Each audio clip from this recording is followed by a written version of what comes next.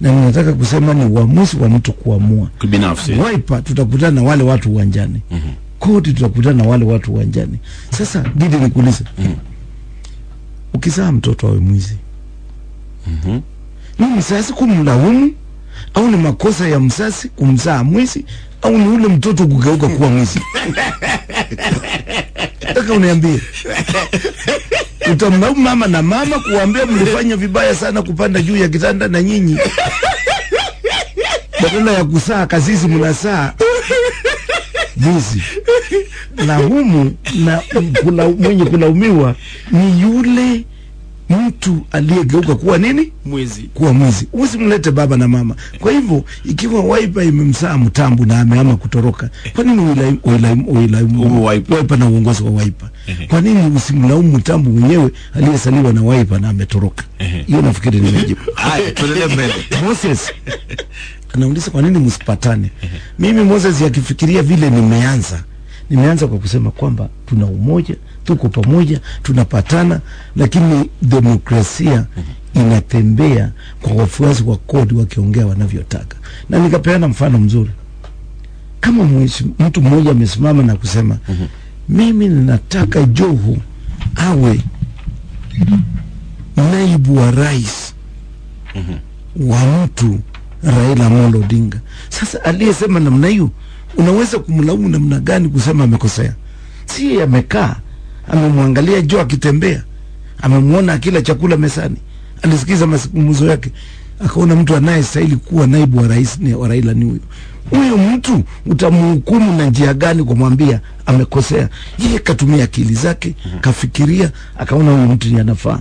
Kwa nini umlaumu? Mimi nataka kuambia kwamba tumepatana na demokrasia ndio inaendelea. Bwana Kobe anasema, "Je, Mheshimiwa Mudhama, sisi tuko ndani ya kodi. Lakini basi ya kodi bwana haina driver." Ndio inaguruma. Hii inaguruma. Na Ruto amekuwa akiwaambia ngoja kidogo, dereva wenyewe. Abiria wameingia ndani. Lakini tukiangalia kiti cha driver hakuna mtu. Gari haisongi. Sasa mnataka kutuambia nini? Mimi nataka kumwambia nilianza kwa kusema kwamba tunashindana na serikali ambayo ina pingu, serikali ina pesa, serikali ambayo ina instruments za uongozi. Ikiwa miezi hii 11 iliyobaki tutaweza kumtoa kiongozi kinara wetu, Jubilee watamtoboa tumbo kabla hajatoka ndani ya nyumba. Kwa hivyo wazubiri tu, driver tunamjua, tumemfa funguo, tunamtafutia njia vile atapenya, kwa sababu kwa hiyo Jubilee wameweka miteko barabarani, wanamngojea atokee, atobolewe macho, atobolewe masikio, mara itolewe ndani ya tumbo, utumbo uteremke chini. Hiyo yote tunajua. Kwa hivyo sasa tunatafuta maandaki, atapita wapi, atazungwa na nani, kichaka gani, tunajua mbasi kwa wapi, na karibuni ataingia pale. Kwa hivyo Mheshimiwa Mudhama, umesema tayari mnajua mgombeaji wa urais wa kode. Kwani mimi si nilianza namna hiyo? Okay. Lakini siwezi kuambia. Hata ukinipeleka kamiti wacha pangani. Hauwezi mtaja sasa, lakini sasa. Kwa hivyo hata Wetangula namjua. Hata ukinipa ndawa ya kuota, nitahakikisha na kuomba Mungu nisiote kwa kuweza kutambua hata kutamka jina la kiongozi wetu atakayebeba bendera. Lakini Wakenya pahali wako, hata wao wakipima wenyewe wanaweza kuona na macho yao ni nani anafaa. Hayo nawaachia. Na usiniulize tena. Nimeacha kuuliza tena. Maana ati mwingine ananiuliza, "Je, Kalonzo akiamua kuingia Jubilee mtafanya nini?" Kivyake? Mimi nasema hiyo kwanza Ghost. Hiyo itakuwa ni demokrasia ya Kalonzo. Na hiyo imaanishi kwamba akisema anaenda Jubilee, haimaanishi kwamba Mudhama atasema ndio. Haimaanishi kwamba nitasema ndio. Utakuwa ni uamuzi wa Kalonzo kama mtu, lakini vile ninajua kama kiongozi ambaye ni wangu. Na nina katika kile kiti cha kodi, na ninaongea na yeye kila siku. Mimi nataka kuwaambia Wakenya, Kalonzo hayuko karibu. Wacha kuingia kufikiria kuweza kufanya kazi na Jubilee. Jubilee imeshindwa na kuongoza katika taifa letu. Ukiangalia leo katika gazeti yetu, watu 6 Mandera waliuawa jana. Alafu watu 25 wamejeruhiwa wako katika hospitali. Ukiangalia mauaji mengi sana yamepikwa vikosi vyetu vya ulinzi. Sasa wewe unaenda serikali namna ile. Magendo, angalia vile Muoro anasema hapa leo, director wa CID, anasema nini? Anasema katika National Youth Service, ile wizara ilikuwa ya Hani Waiguru, walikuwa ukipata tenda ya shilingi milioni 2 inaongezewa 0 na kwa milioni 20. Hiyo tu ni kitu kidogo tu Muoro amezungumzia jana. Ukiangalia hiyo serikali, wewe ukisema unaenda kuingia serikali namna hiyo, si unaenda kumaliza Wakenya tu. Jubilee walikuwa na nafasi ya kuweza kuingia na kufanya makosa waliofanya. Hivi sasa nchi iko katika utata na njia panda. Kwa hivyo Kalonzo hawezi kuingia Jubilee, na naweza kusema hiyo kwa uwazi, lakini akiamua pengine hiyo nayo itakuwa ni uamuzi wake ambao Mudhama hana nini. Anyona ananiuliza, Mudhama, mbona wewe utaona heshima na rais tuliomchagua kwa kura nyingi? Matamshi yako. Sasa mimi namwambia Anyona, mimi ningelikuwa na matamshi mabaya, kuna koti za kufanya na kuchunguza na kuamua kama mtu amekosea. Uhuru Kenyatta hajaweza hata siku moja kunishtaki. Sijaweza kupata barua hata moja kutoka kwa wakili wake kusema kwamba siku fulani ulimtusi rais namna gani. Uhuru mwenyewe anaelewa na demokrasia na anafahamu Mudhama. Na mimi Anyona, naomba unanisikia nikwambie, mwaka 2002 mimi nilisimama na kumsaidia Uhuru Kenyatta kama mgombezi wa urais, na nikamletea kutoka Ukambani kura 1085 mwaka 2002. Mimi nilifanya kazi na Uhuru Kenyatta akiwa waziri wa fedha na mimi nikiwa kiranja wa serikali. Ukiona Anyona Uhuru anikashifu au kuzungumza mambo mabaya kuhusu mimi, anajua Mudhama anaongea nini, anamfahamu Mudhama na anajua Mudhama akiongea ukweli huwa anasema nini. Ndio unaona rais yuko kimya na ananiacha nitandike maneno, kwa sababu hata yeye mwenyewe anajua ninayosema ni kweli. Lakini alikuweka ndani. Mimi nataka kusema kwa ndani kule kwangu na nini ngidi. Si nimekwambia kwa sababu ya Kenyatta kutetea mashamba na ardhi na haki ya Mwafrika, si aliwekwa ndani.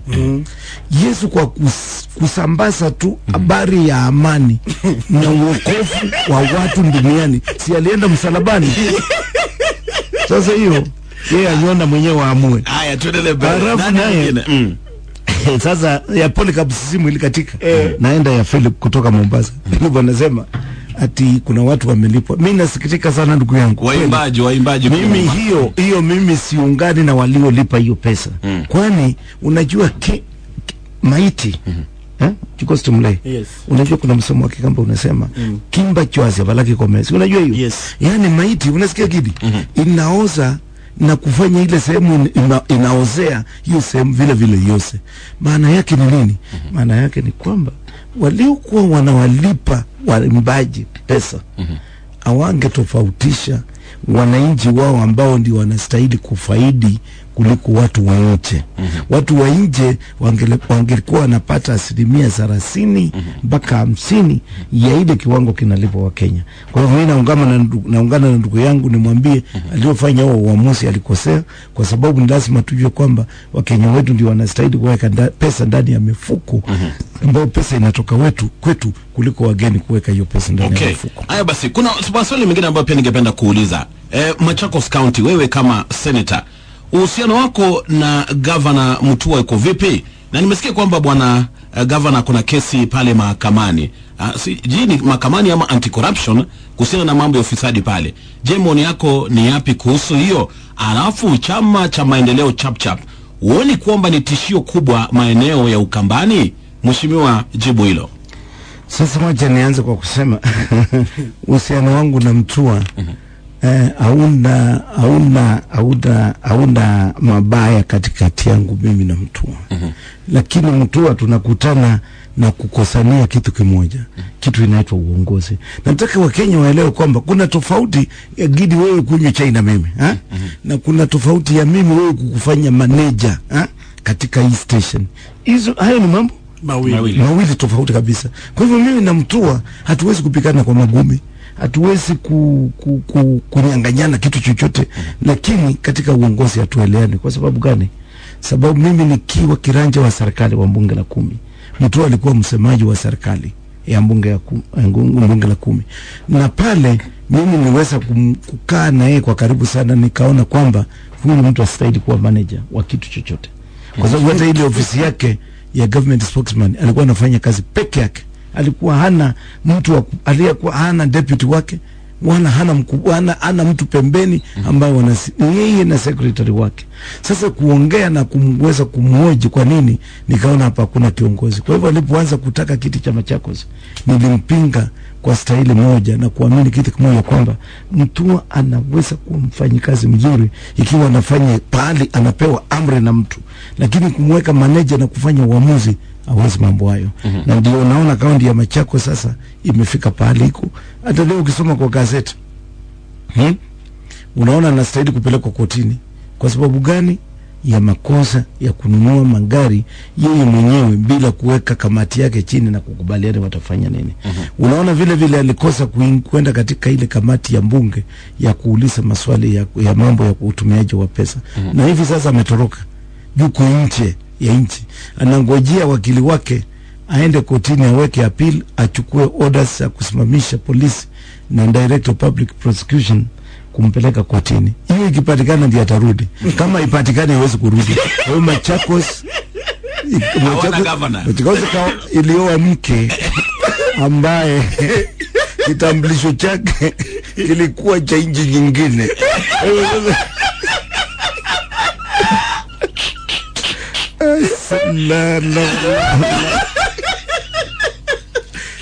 Tena vile unajua mtu hata siasa hajui.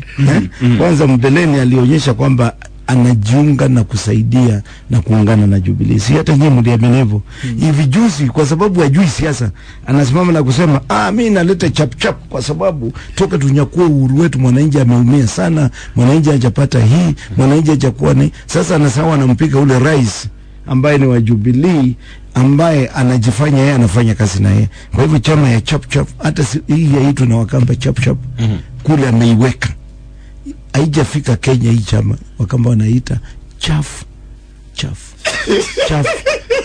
Arabu anasema waipa ingie upanguse chaf. Hii kitu imeisha na wala haiko na mwenyewe hayuko. Na hii chama haina katibu mkuu, haina mwenyekiti, haina nini. Ule mtu aliyekaa ndani ya ofisi ya spokesman akiwa peke yake, anakaa juu ya hii chama yake akiwa peke yake. Nikimalizia kuna swali lingine. Nomination. Tumesikia Wiper walikuwa wametangaza hapo awali kwamba watakuwa wanafanya mambo yao kivyao, yani kusimamisha wale wagombeaji kivyao. Na wana ODM pia walikuwa wanapendekeza kwamba labda kuwe na joint nomination katika muungano wa CORD. Alafu pia kule Mombasa naona kwamba kutakuwa na kinyang'anyiro kikubwa, especially na nafasi ya governor. Kuna Joho, alafu kuna Wiper, kuna Awiti pamoja pia na Hassan Omar. Uoni kwamba hii huenda ikasambaratisha muungano wa CORD? Uamuzi wa namna nominations zitafanywa utatolewa na uongozi wa CORD. Mimi ni mmoja wao. Yule ambaye atakaa chini na kuzungumza nomination zetu tutafanya namna hii. Hiyo ni jambo moja. Kwa hivyo ikiwa Musila ataongea au Homa Hassan aongee kutoka Wiper kusema kwamba kila sehemu ya uchaguzi itakuwa na mgombeaji wa chama hili na chama kile, hayo ni maoni yao. Ikiwa ODM wanasema tunataka nomination ya muungano, hiyo ni maamuzi yao. Na tunasikiza hayo maamuzi, hayo mazungumzo yote na kuona tutatumia ipi. Kwa hiyo bado hiyo ni demokrasia. Na Gidi, wacha nikwambie, unapouliza swali hapo sasa, kuna mtu afurahi hiyo swali unaniuliza. Lakini hiyo ni shida yake. Kwa sababu wewe umetumia ile akili Mungu amekupa, na umefungua mdomo wako ule Mungu amekupa, umeniuliza ile swali ambalo umefikiria na akili zako zile Mungu amekupatia. Sasa Coast, wewe una haki gani kwanza kumlaumu Gidi? Kwa nini unauliza hiyo swali? Kwa nini unauliza hiyo swali? Wewe unataka ulize gani? Na yeye atakuuliza kwa nini unilaumu? Kwa nini unilaumu? Hamtakuwa na uamuzi. Kwa hivyo ile ni demokrasia. mambo ya Mombasa ni kama kiti cha urais. Kile tiketi inapiganiwa na CORD Ghost. Kwa sababu gani? Hassan Omar anataka kuwa gavana. Sasa ni nani ana uwezo wa kumwambia usiote kuwa gavana wa Mombasa? Si ni kura tu peke yake. Kweli. Tunamwacha aende kwenye kura. Joe anataka kuendelea kuwa gavana. Nani anaweza kuondoka hapa na kwenda kumwambia Joe, wewe ufai toka, umwachie Hassan Omar? Kuna mtu? Hakuna. Awiti na Omar Hassan wako katika chama kimoja cha Wiper. Lakini akili zao na demokrasia yao na fikra zao inaambia kila mmoja, mimi ndio ninastahili kuwa nini? Gavana. Sasa tunawachia wananchi. Wananchi ndio wataamua ni sisi au ni wananchi. Lakini amuoni kwamba uende karibu kura za CORD? Sasa itaharibu namna gani? Especially za urais. Itaharibu namna gani ikiwa wewe unasema unataka kuwa gavana na Ghost Mulee anataka kuwa gavana na mnataka chama kimoja, Jubilee wapita katikati? No, na mnatoka chama kimoja. Au wewe unatoka ODM na huyu anatoka Wiper, si ndio? Si tunasema tunaweka mikakati ya kuamua tutaenda pale sasa kwa sanduku namna gani. Uamuzi tutafanyia hapo. Hiyo ni baadaye. Hiyo ni baadaye. Haya, wazo la mwisho tukimalizia mheshimiwa. Mimi nataka kusema jambo linalonikera katika taifa letu. Ndugu zangu ni hapa. Ni ule mgawanyiko ulioko katika taifa letu. Mgawanyiko ambao unaletwa na ukabila ambao unapitia katika jamii. Na huo ukabila na kupitia katika jamii inaleta